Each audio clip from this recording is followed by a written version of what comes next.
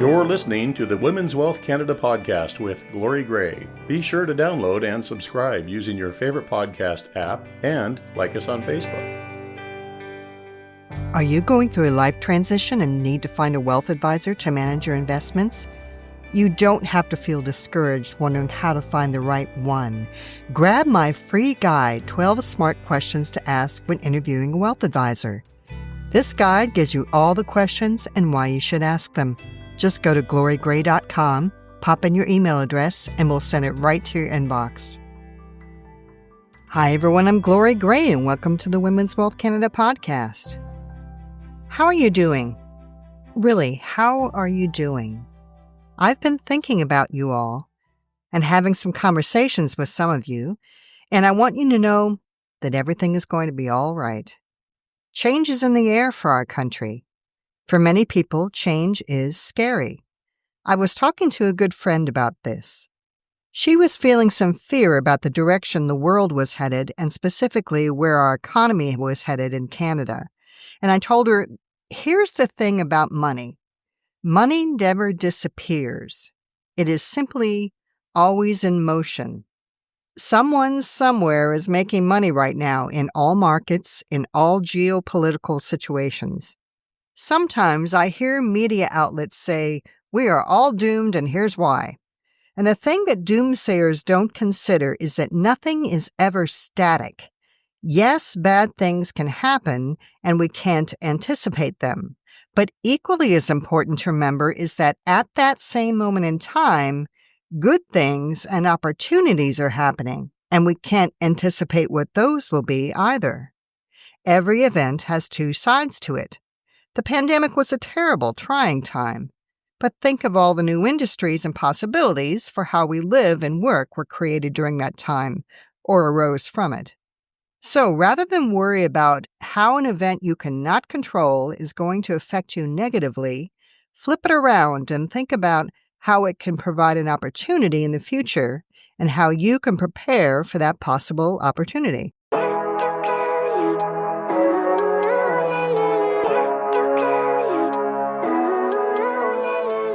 This idea that opportunities and challenges are always around us is one reason we create a diversified portfolio.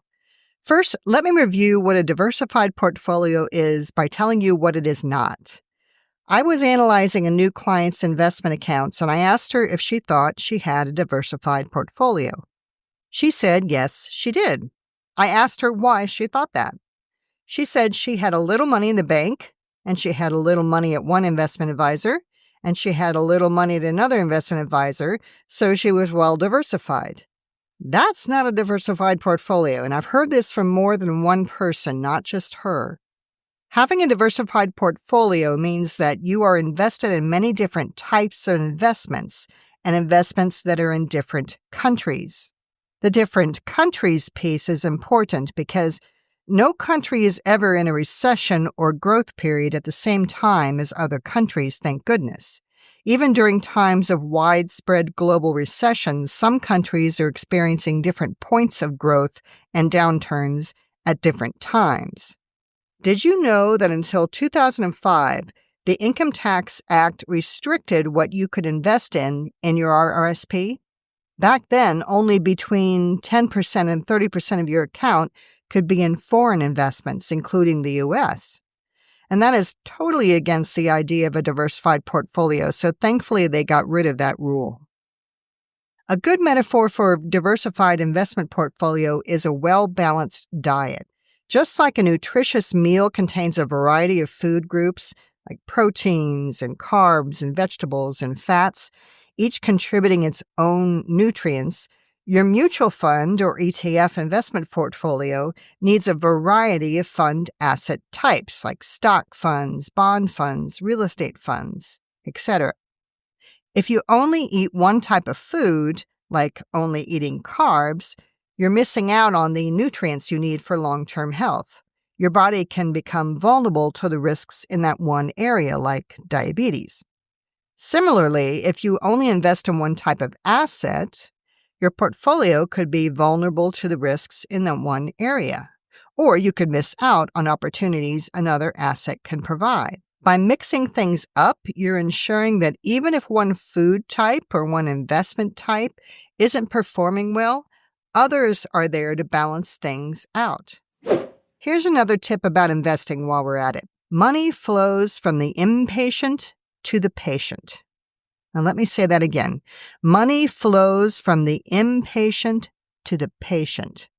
When it comes to investing, it's best to try to strip the emotion out of it and stick with your plan, whatever it is.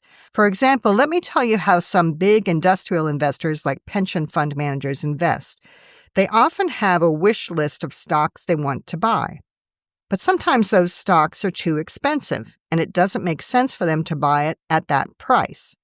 They don't think the stocks will give them the kind of return they want if they buy them at that current higher price. But they have this wish list.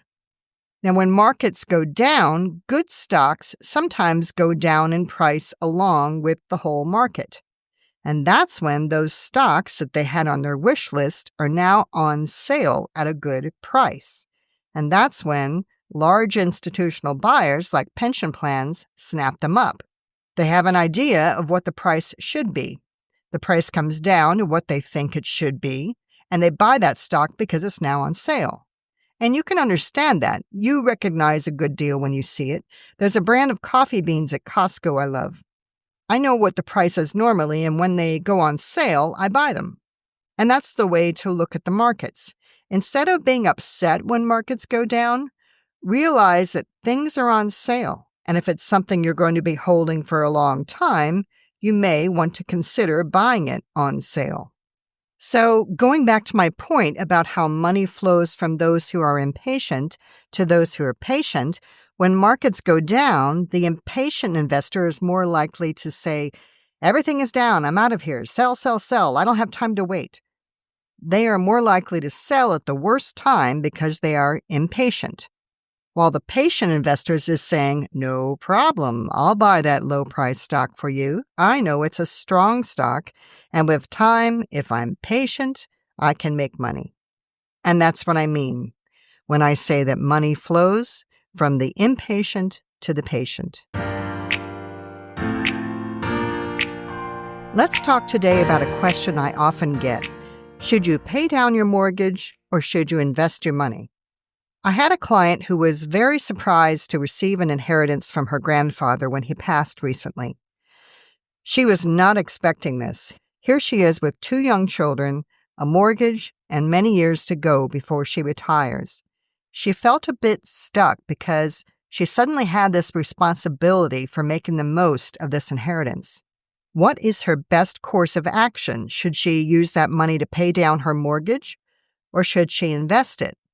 I'm going to tell you right now, straight up, that the answer is going to be different for everyone. But when I prepare a financial plan, I am usually asked to prepare at least one scenario of what will happen if a client pays down a mortgage rather than invests. So we can talk about some of the variables to look at. And there's the investment answer to that question, and there's the psychological answer to that question. So let's take a look at the investment side first.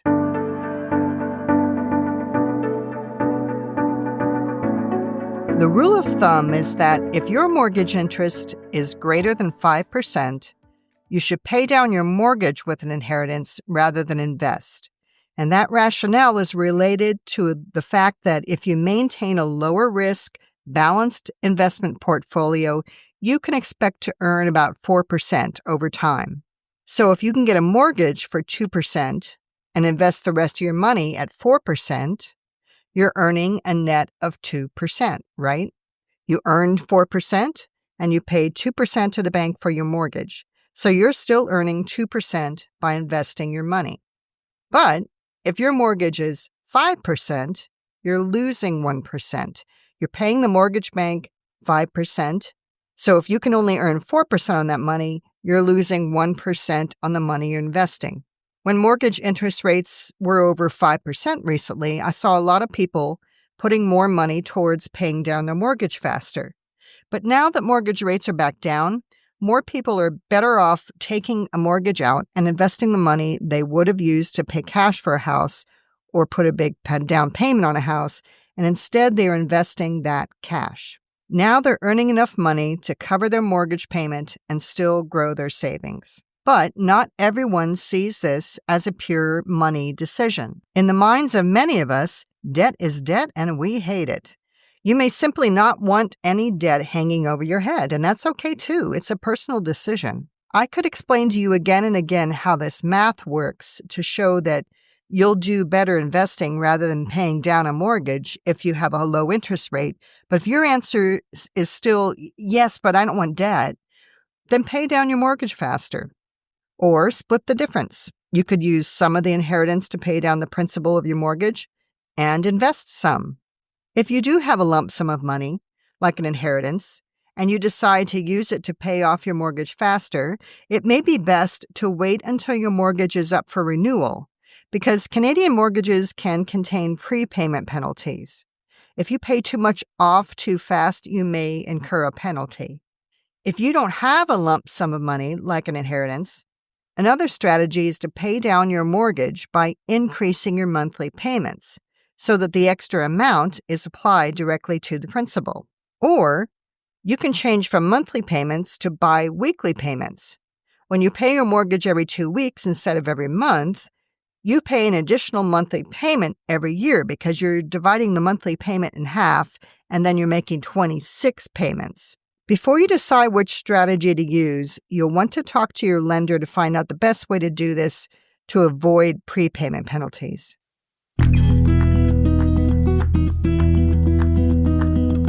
I want to leave you with this thought today. As long as you are on this earth and of sound mind, never give up learning and never give up on your goals. Stay curious. At age 23, Oprah was fired from her first news reporting job. When J.K. Rowling was in her late 20s, she was a single parent living on welfare. Julia Child didn't publish her first cookbook until she was age 49, and she got her first cooking show at age 51. Grandma Moses didn't begin her painting career until age 78. After her husband died, she started creating beautiful artwork with needlepoint and quilting. But her arthritis got bad, so she found she could hold a paintbrush easier. She painted right up until her death at age 101. My most successful clients always stay curious and engaged in the world. Never tell yourself you're too old to make it. Never tell yourself you missed your chance. Never tell yourself that you aren't good enough. You can do it.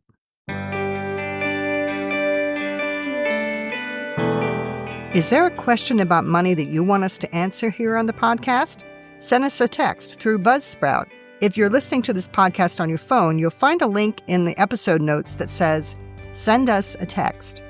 Or send an email to hello@womenswealth.ca. We'll answer your question right here on the podcast.